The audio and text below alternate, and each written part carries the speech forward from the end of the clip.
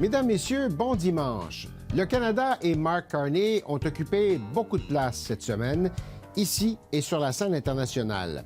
Après avoir été applaudi pour son appel à l'union des puissances moyennes pour faire face à l'hégémonie américaine, il a été critiqué pour son plaidoyer en faveur de l'unité canadienne, accusé d'avoir simplifié de larges pans de l'histoire du Québec.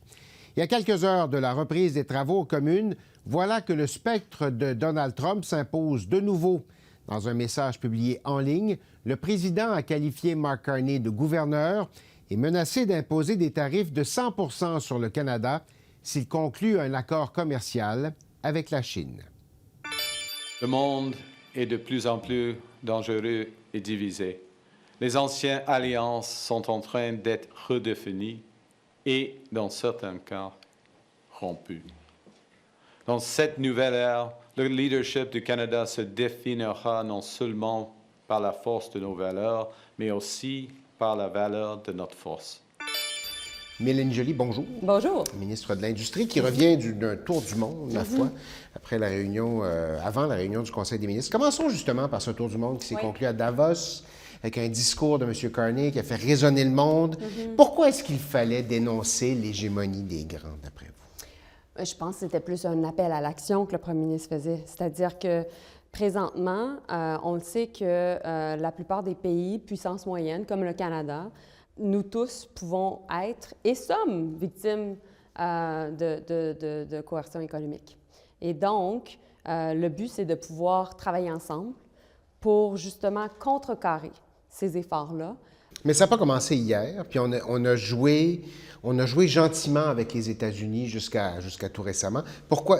C'est quoi le point de bascule? Bien, non, on a accepté on n'a quand pas joué même. gentiment avec les Américains. On a défendu notre souveraineté, on a mis en place des contre-tarifs. Mais on l'a fait puis pas, en- mais puis on en les a même éliminés temps- ensuite, mais puis c'était pas très belliqueux quand même. Comme Bien, temps. on a joué de la diplomatie, on a été capable aussi de se défendre. Donc, je pense qu'on a bien joué les choses. Si on nous avait posé la question il y a un an, comment l'économie canadienne aurait réagi, je pense qu'on était dans des scénarios beaucoup plus drastiques, beaucoup plus négatifs que où on est. Est-ce que les pays européens de taille moyenne sont prêts à emboîter le pas?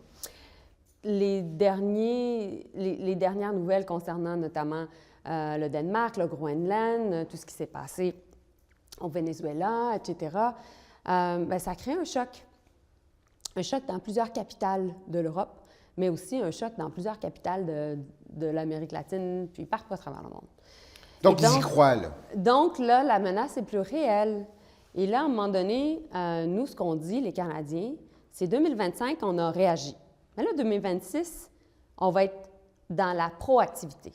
On a un plan, il fonctionne, mais là, il y a plein de choses qu'on ne peut pas contrôler, mais on va se concentrer sur ce qu'on peut contrôler. Puis qu'est-ce qu'on peut contrôler? C'est des alliances certainement avec l'Europe, avec les autres puissances moyennes, mais c'est aussi ouvrir des nouveaux marchés, attirer des nouveaux investisseurs, être capable de faire des affaires entre nous sans tarif. Et donc, maintenir nos ententes de libre-échange. Et ça, c'est bon pour nos entreprises et c'est bon aussi pour nos travailleurs canadiens. Mais ça veut dire s'éloigner de la dépendance économique développée avec les États-Unis. Vous avez fait beaucoup de travail avec la compagnie suédoise Saab. Est-ce que dans le discours de M. Carney cette semaine, vous voyez toujours une option où le Canada a une flotte d'avions de chasse unique de F-35 américains, par exemple? Mais ça, c'est une décision que le premier ministre et le cabinet, on va devoir prendre. Puis nous, on a beaucoup travaillé avec la compagnie Saab, avec plusieurs compagnies canadiennes aussi, pour voir est-ce que c'est possible. Moi, c'est sûr qu'en tant que ministre en charge de l'industrie au Canada, je pense qu'on est un pays de l'aérospatial. On en construit, on a quand même l'avion commercial civil le plus rapide au monde, qui est construit chez nous, au Québec. Et donc, je pense que c'est tout à fait normal que le gouvernement prenne le temps qu'il faut pour bien regarder ce projet-là. Puis en même temps, moi, j'ai continué à avoir des conversations avec Lockheed Martin parce que je pense profondément que le Canada est capable d'avoir plus de la part de la compagnie. Mais le F-35 n'incarne-t-il pas l'hégémonie américaine? Vous dites qu'il faut qu'on s'éloigne des Américains. Les portes se ferment, non? Les portes se ferment sur l'idée d'acheter une flotte complète du côté américain. Mais je comprends, Daniel, que vous voulez que je réponde à votre question en vous donnant exactement qu'on va prendre une grande décision concernant les avions de chasse. Mais présentement, le gouvernement, nous, on doit prendre plusieurs considérations en jeu, puis on va faire notre travail. Qu'est-ce que ça a comme impact, ce discours de Davos, sur les relations avec les États-Unis, au-delà des avions? C'est pas un message qui est envers les États-Unis. C'est un message pour nous, pour notre pays. Mais M. Trump a réagi à ce discours-là. Clairement, il a compris. Lui a entendu un message dirigé vers lui. Et ça lui appartient. Nous, notre message, c'est vraiment travaillons ensemble. On est capable. Et c'est pour ça qu'on est allé en Chine. C'est pour ça qu'on est allé au Qatar. C'est pour ça le premier ministre est allé aux Émirats arabes unis. Vous voulez conserver l'ASEOM, mais est-ce qu'on a mis l'ASEOM en péril? 85 des échanges commerciaux entre le Canada et les États-Unis présentement sont sans tarif. On va continuer à faire le travail au niveau de la renégociation de l'ASEOM. Et en même temps, bien, on doit être capable de penser autrement parce qu'il y a une rupture présentement qui a lieu entre l'ancien monde et le nouveau monde qu'on est en train de créer.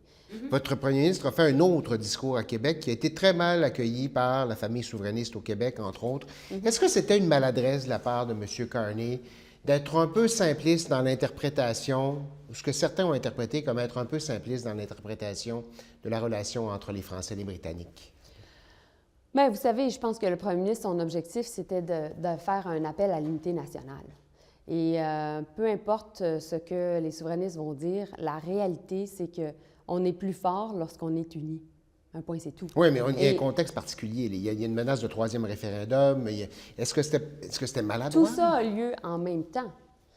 Donc, la menace américaine, la guerre tarifaire a lieu au même moment où, en effet, oui, il y a une montée du nationalisme québécois, mais je pense que les Québécois, quand ils regardent ce qui se passe dans le monde, ils se disent bien, moi, je suis mieux au sein du Canada.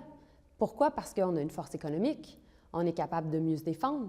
On a aussi investi massivement en défense. On est capable aussi de participer à la construction d'un pays qui n'est pas parfait, mais qui fait en sorte qu'au final, on est protégé. On est protégé dans notre langue, on est protégé dans notre culture, on est protégé dans qui on est. Et donc, je trouve que, oui, il y a une montée du nationalisme au Québec, mais en même temps, il y a une montée de la fierté canadienne. Et je pense que ce sont deux courants qui ont lieu en même temps. Un mot sur les travaux parlementaires qui recommencent lundi. Oui. Vos priorités, là, vous avez discuté en Conseil des ministres. Est-ce qu'on peut s'attendre, vous voulez faire quoi? Vous voulez montrer quoi aux Canadiens? Bien, très certainement, on sait que l'abordabilité est un problème. Le coût de la vie coûte beaucoup trop cher. C'est un problème depuis un bout de temps, Oui, ceci dit. mais on se le fait rappeler à chaque fois qu'on va à l'épicerie. Il n'y a rien de plus choquant de voir le prix d'une pomme de salade qui a augmenté, le prix du bœuf qui a augmenté. On la sent là, dans nos tripes là, quand on arrive et on achète notre épicerie. Donc, pour nous, ça va être une priorité. Là, c'est important que les gens, surtout les gens qui ont moins de revenus, soient capables de pouvoir avoir accès à un petit peu plus d'argent dans leur poche. Vous intervenez comment pour ça? Ah, C'est pas la première fois que cette préoccupation-là a été mise. Là. Non, et on aura beaucoup de choses à dire dans les prochains jours là-dessus, mais il va falloir que vous me fassiez une autre entrevue.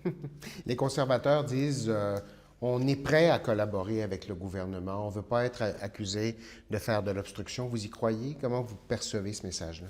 Bien, encore une fois, on va les prendre au mot. Quand ils vont faire de l'obstruction, on va leur rappeler. Donc, ça va me faire plaisir de rappeler à Pierre Poilievre le fait qu'il a dit qu'il allait être dans la collaboration. Ça fait 10 ans que je suis au Parlement, je ne l'ai jamais vu être en mode collaboratif. Je vais terminer là-dessus. Vous avez évoqué les velléités américaines de ramener la construction automobile complètement aux États-Unis. M. Trump a également parlé de l'avenir de l'OTAN et menacé de laisser tomber cette organisation-là. Est-ce que vous prenez les menaces de M. Trump au sérieux? Toujours. À tous ces niveaux. Toujours. Vous ne les prendrez pas au sérieux, vous? Là, je vous pose la question. Vous êtes en contact avec lui davantage que je suis. Là. Non, mais sincèrement, il faut absolument les prendre pour les prendre au sérieux. Parce que ne pas les prendre au sérieux, c'est soit être naïf ou soit se retrouver à être en mode réactif. Alors nous, quand il parle, on l'écoute et on agit. Mélanie Joly, merci beaucoup. Plaisir.